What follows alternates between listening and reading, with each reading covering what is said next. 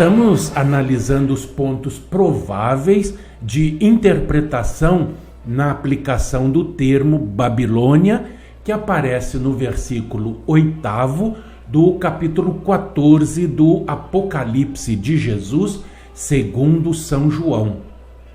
Ontem falamos a respeito do primeiro ponto, que é aquele que diz que Babilônia não se limita à Igreja Romana, e vimos o seu porquê. Vamos então ao segundo ponto. Babilônia não é a cidade de Roma. O argumento em que alguns se baseiam para mostrar que a cidade de Roma é Babilônia do Apocalipse é assim apresentado.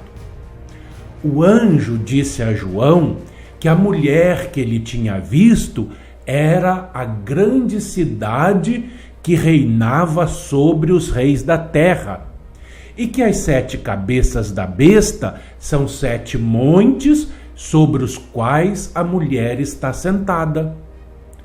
Logo, dando à cidade e aos montes um sentido literal, e encontrando Roma justamente edificada sobre 7 colinas, aplicam a declaração à Roma literal. O princípio em que se baseia esta interpretação é a suposição de que a explicação de um símbolo deve ser sempre literal. Mas cai por terra desde o momento em que se mostra que os símbolos, por vezes, são explicados substituindo-os por outros símbolos, explicando-se então estes. Isto pode facilmente acontecer. Por exemplo, no Apocalipse, capítulo 11, versículo 3º, é apresentado o símbolo das 2 testemunhas. O versículo seguinte diz: estas são as 2 oliveiras e os 2 candeeiros que estão diante do Deus da terra. Neste caso, o primeiro símbolo é o mesmo que outro símbolo, que por sua vez é claramente explicado em alguma parte. O mesmo sucede com o caso que temos diante de nós. As 7 cabeças são 7 montes, conforme Apocalipse 17:9. E a mulher que viste é a grande cidade, Apocalipse 17:18. Não será difícil mostrar que tanto os montes como a cidade são usados simbolicamente. Notemos com especial atenção os seguintes pontos. Letra A. Somos informados pelo capítulo 13 que uma das 7 cabeças foi ferida de morte. Esta cabeça não pode, portanto, ser um monte literal, porque seria absurdo dizer que um monte foi ferido de morte. Letra B. Cada uma das 7 cabeças tem sobre si uma coroa. Mas quem já viu um monte literal adornado com uma coroa? Letra C. As 7 cabeças são, evidentemente, diferentes formas de governo que se sucedem no transcurso do tempo, pois lemos: 5 já caíram, um existe e outro ainda não é vindo. Apocalipse 17:10. Mas as 7 colinas sobre as quais Roma está edificada não são sucessivas e seria absurdo aplicar-lhes semelhante linguagem. Letra D. Segundo Daniel, capítulo 7, versículo 6, comparado com o próprio Daniel, capítulo 8, versículos 18 a 22, As cabeças significam governos. E ainda, segundo Daniel, capítulo 2, versículos 35 e 44, e Jeremias, capítulo 51, versículo 25, os montes significam reinos. Segundo estes fatos, a versão literal de Apocalipse, capítulo 17, versículos 9 e 10, remove toda a obscuridade. Pois diz lá: as 7 cabeças são 7 montes sobre os quais a mulher está sentada, e são 7 reis. Vê-se assim que o anjo representa as cabeças como montes e explica depois os montes como sendo 7 reinos sucessivos.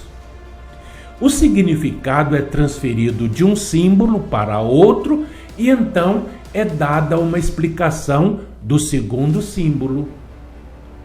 Do argumento anterior, deduz-se que a mulher não pode representar uma cidade literal, porque os montes sobre os quais a mulher está sentada são simbólicos. E uma cidade literal não pode estar assentada ou edificada sobre montes simbólicos. Além disso, Roma era o trono, a sede do dragão lá do capítulo 12, e esta foi transferida para a besta, como vimos em Apocalipse 13, 2. Veio a ser assim o trono da besta, mas seria uma singular mistura de figuras fazer o trono ocupado pela besta e uma mulher sentada sobre a besta referir-se à mesma coisa. Letra E. Se a cidade de Roma fosse a Babilônia do Apocalipse, um contrassenso teríamos no capítulo 18, versículos 1 a 4, visto que neste caso a queda de Babilônia seria a queda e destruição da cidade, de fato sua subversão completa pelo fogo, segundo o versículo 8. Mas vamos observar o que se passa depois da queda. Babilônia torna-se morada de demônios, covil de toda espécie de espírito imundo e esconderijo de todo gênero de ave imunda e detestável. Como pode isso suceder a uma cidade depois de ser destruída e completamente queimada pelo fogo? Além disso, pior ainda, depois de tudo, olhem só o absurdo, ouve-se uma voz dizendo: sai dela, povo meu. Ora, está todo o povo de Deus em Roma? De modo nenhum. Mas quantos podemos supor que ali estejam, que sejam chamados a sair depois de a cidade ser destruída pelo fogo? Não é necessário dizer mais para provar que Babilônia do Apocalipse não pode ser a cidade de Roma. Ficou claro para vocês?